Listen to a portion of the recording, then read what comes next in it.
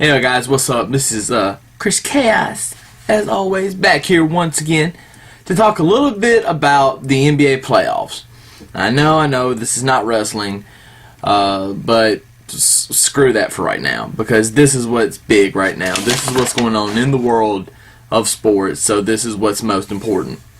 I was going to do a video to kind of give my thoughts after every round, but that didn't happen for one reason or another. I wish it would have.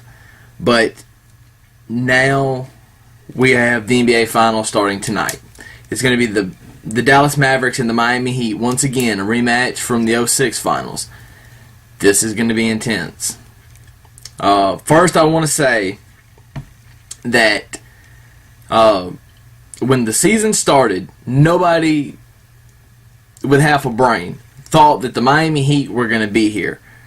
And nobody thought they had a good enough chance to win because they were going to have to face the Lakers if they made it this far. But as luck has it, they had an easy road. Kind of an easy road in the playoffs, because the Celtics were, let's just face it, after that trade, there was just something wasn't right about the Celtics. Doc just couldn't make it work for the playoffs for what Danny Ainge did, and everybody knows how I feel about that. So we're just gonna let that go. But just to recap: Bulls, Pacers. Bulls 1-5. The Hawks beat the Magic in 6. Celtics beat the Knicks in 4. The Heat beat the 76ers in 5. The Grizzlies, who were the upset kings almost of the whole playoffs, beat the Spurs in 6. Thunder beat the Nuggets in 5. The Mavs beat the Blazers in 6. And the Lakers beat the Hornets in 6, when that series really could have gone either way, because there were a couple of close games there that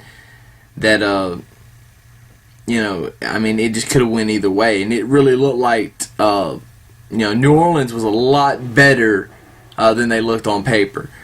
And I was pulling for them, but I hate to see that, Chris Paul, he can't do it by himself. That he has the LeBron James syndrome. He can't do this by himself. And he's got a couple of guys to help him, but those guys, they're not on the level to beat the Lakers. That's just the fact of nature. And Sean, I know that you're going to love that I'm putting them over like that, but still. The second round, the Bulls beat the Hawks in 6. The Heat beat the Celtics in 5. And I'm not gonna talk about how messed up that whole series was. The Thunder beat the Grizzlies in 7, and this was the first series that actually went to 7 games, and it's the only series that's went to 7 games in the whole playoffs. I'm hoping the finals go 7 games, just so we can have a nice 7-game series, just so we can see what not only what the Heat are all about and what they have and how far they can go, but that they haven't been tested really yet in the playoffs, like really tested. And you say, oh, some of them games in Chicago were close. Yeah, some of them games in Chicago were close, but they beat Chicago in 5, which is my next, and the Mavs beat the Thunder in 5. So the Mavs were tested in the first series against the Blazers a little, because all of those games were close, except for one, I believe. And the Heat beat the 76ers in 5, beat the Celtics in 5, beat the Bulls in 5. So they haven't been tested. Even though those were close games, I'm talking being tested like a 7-game series. So now we have the Miami Heat and the Dallas Mavericks. If the Miami Heat are going to win, they need to do it this year. Because next year, after the lockout, hopefully that gets taken care of. But next year, there's going to be a lot of moves that a lot of people, I can already see that there's going to be a lot of moves that a lot of people are not going to see coming. I actually have my own thoughts about where Dwight Howard's going to go, even though he says he's going to stay in Orlando. I believe he's going to move to a Western Conference team, but it is not going to be the Lakers. It's just not. I know which team it's going to be, but it's not going to be the Lakers. And let's just think about this for 1 second. The Lakers, let's just look at the Western Conference. The Lakers just absolutely did not. They just couldn't get it together. There was too many distractions. They were just not focused. Whatever, and they got swept. And that's just what happened. And that's just the fact. I didn't want to see them get swept, but I wanted to see them get beat. I actually wanted to see them go to the finals because I thought that Celtics-Lakers would be a great final, and that's what I called. But it just didn't work out that way. I was wrong, and I admit it. I was wrong. But Miami has done what they needed to do to get to this point. Now, what is it going to take to beat the Mavs? A lot of people have jumped on the Heat bandwagon and say that the Mavs have no shot. I don't like that in the final, because you can't say that a team doesn't have a shot to win. There's just no way. Miami looks good, and they've looked good in the playoffs. I mean, 5-game series all the way through. But Dallas, and Dallas has played as many games as Miami has.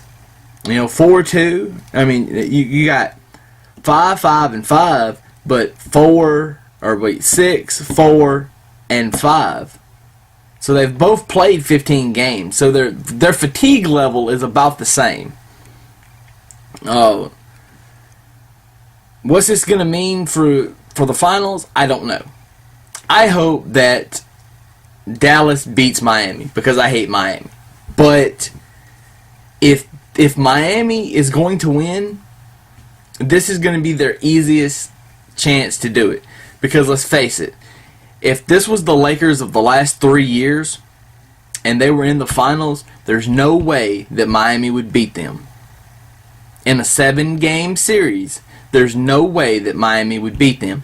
If the Celtics hadn't made that trade in the middle of the season, we would have a completely different NBA Finals right now. Because the Celtics would have beat the Heat. And them in Chicago would have had a brawl in the Eastern Conference Finals. And that would have been great TV to watch. And it would have been either Bulls or Celtics. I think it would have been Celtics, but I'm a little biased. But the playoffs start tonight. What do you think? I have many opinions, of which I'm not going to really go into because I don't have that much time. Maybe I'll write a blog or something later. Who knows? I'm off today. I've got nothing to do. But anyway, those are my thoughts. That's the recap of where we've been. So just think about it for a minute or two. This is not cut and dry. And everybody that's jumped on the Heatles bandwagon, you guys could get burned. Because Dallas is focused and prepared more so than they've ever been. I think they're more prepared this time, and I see that killer instinct in Dirk's eyes. So think about that. Just think about that for a little bit. Because now we have playoffs to watch. And I have spoken. And I'm out. Deuces, people.